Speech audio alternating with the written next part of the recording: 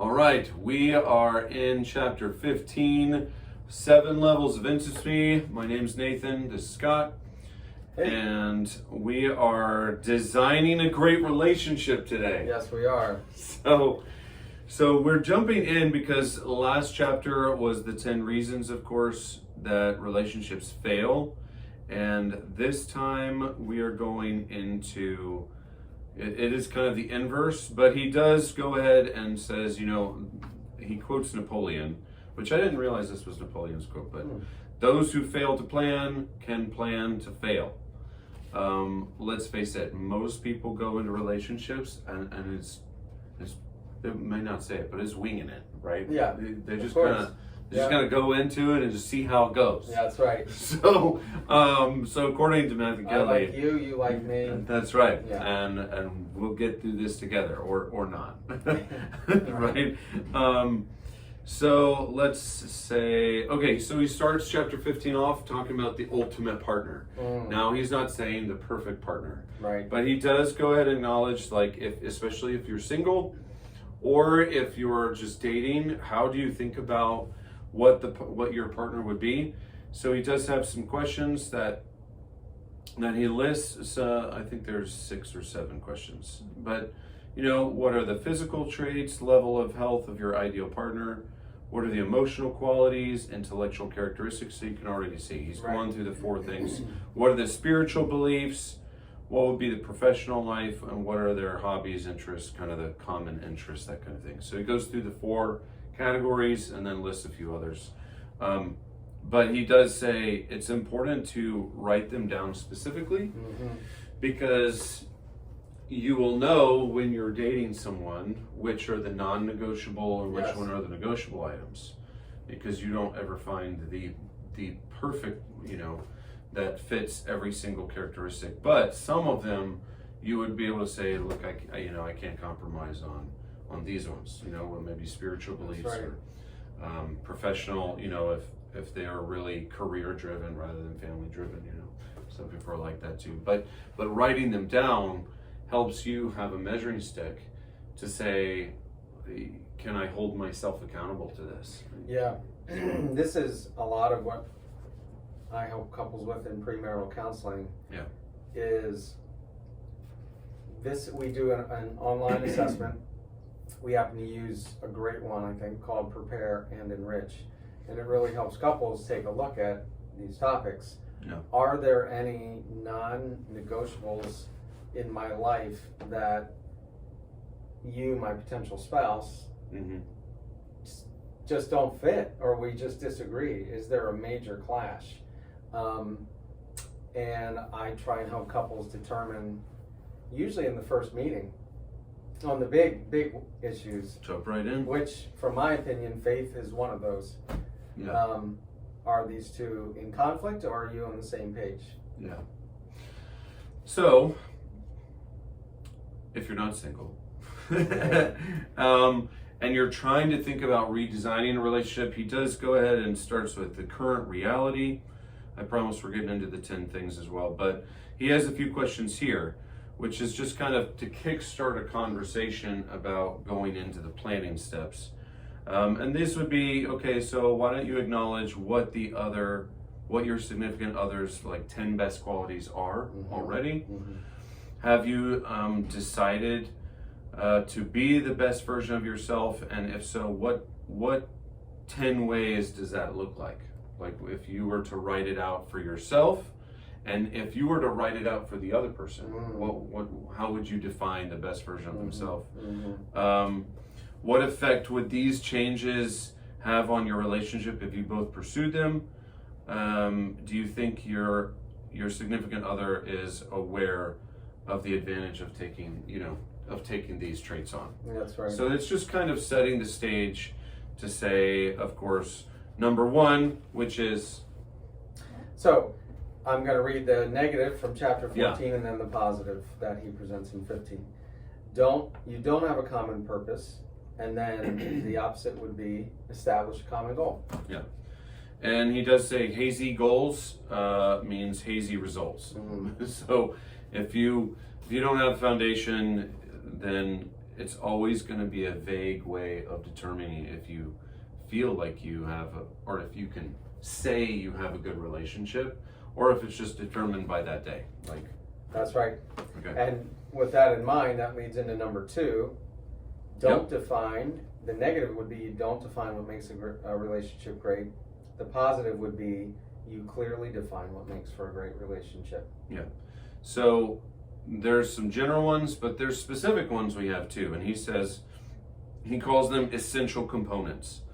So mine might be authenticity, and yours might be, quality time, relating to the 5 love languages. That's right. But if you understand each other's components, then you actually will know how each of you are kind of sensing where the relationship is at too. So having you each write those deal breakers out and essential components is how you start as well. That's right. Then number 3, the negative is couples or friends making a moving target, driving the relationship more by wants, but the positive would be agreeing on a plan to establish a great relationship. Yeah. In the first place.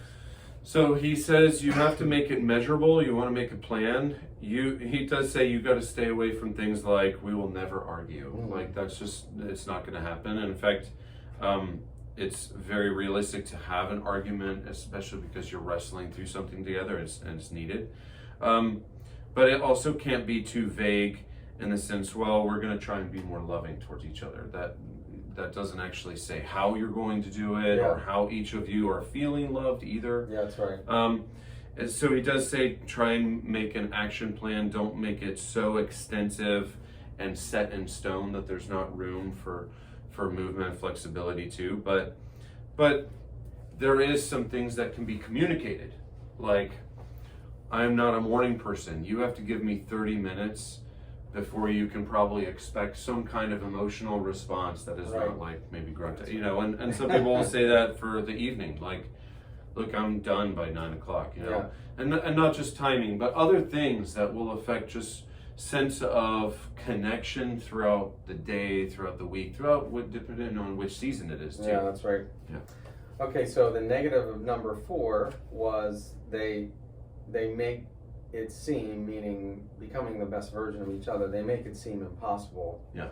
And they have unrealistic expectations.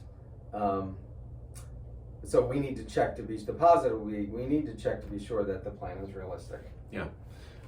So he says break it down into baby steps.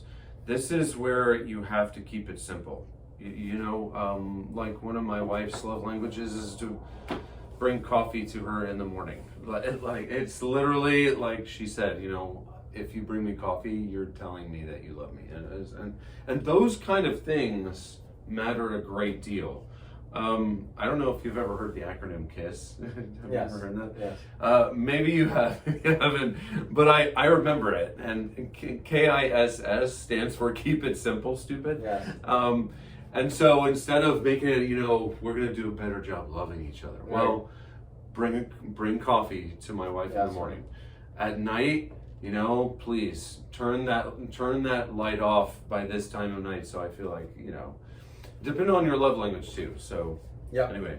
So then number 5, the negative is that couples don't believe that there can be a great relationship. They might believe most marriages end in divorce anyway. Yeah. The opposite, the positive, would be believe you can achieve your plan. He ends this section on 3 words. He says, choose to believe. He talks about fostering hope. And this is where you have to go against what the cultural trend is, which is you complain, you whine, you think negatively, you think sarcastically. He says things like, be sure to remember some of those wonderful memories that you created together. Remember that those wonderful memories can also be experiences in the future that will become memories as well. That's right. You have to really be intentional about building hope and belief. That's right. So, one book that I've read recently, we haven't discussed it, but it's called How to Make Marriage Work Without Talking About It. Oh yeah, you mentioned And that. one of the central themes is, when do we connect with each other? Yeah. When have we felt connected in the past? What were we doing, thinking, saying and then reproducing that in the future. Yeah. All right, so number 6, the negative was they never make having a great relationship a must. In other words, they might think, well, those who have good relationships are just lucky. Mm-hmm. The opposite, the positive, would be great relationships are a lot of work, and we have to make it an absolute must to be a part of a great relationship. So you might put down that your primary relationships are important to you, but does it reveal itself in your everyday life? This is the kind of thing that says, are your priorities really your priorities? Like if your loved one, if you say your wife and kids are, or your husband and your kids are your most important, does it show that in the way that you're thinking and feeling and making decisions each day? He also does say, you need to discuss the things that are important to you. If finances happen to be a big, case when it comes to either arguments or disagreements, but if you come at it from the stance of, I really don't want you to buy the next dress you see, it becomes a better conversation if you say, what's more important to me is if we have this common thing that we're spending money on, and I feel like you're taking away from the us when you do that. That's right. Rather than it just saying, why are you doing, and being angry about it and coming across very attacking, Yes. And just so saying the things that are actually important to you really shows where you're wanting to spend your time, your resources, your attention, your money. And that's where the disagreements, a lot happens. That's right. Number 7, they don't follow through. Yeah. And then the positive would be, this takes a lot of discipline. To achieve what he's explaining takes a lot of discipline. We have to persevere, and we have to follow through. And he just goes on to even say, write down where your potential obstacles might be. And go ahead and already plan and acknowledging where those disagreements are most likely to happen. You might as well start off on a healthy footing rather than just wait for it to come along anyway. Yeah. So number 8, the negative is they have no accountability to make this dream come true. Yeah. And then the positive would be write down the common purpose and plan, hold each other accountable to your purpose and plan. He does acknowledge this is the hardest part of any relationship, is Yes. actually holding each other accountable, because he says we should never try to hold someone accountable when we are angry, in front of other people, or for any reason other than the good of the relationship. Like if it's attacking, you can't hold someone accountable if you're attacking them. It won't work. He does say we have to learn when to challenge, when to encourage, when to confront a situation, when to simply let it pass, all in the basis of love, because love calls for different things at different times. Yeah. And we just have to learn it for ourselves. That's right.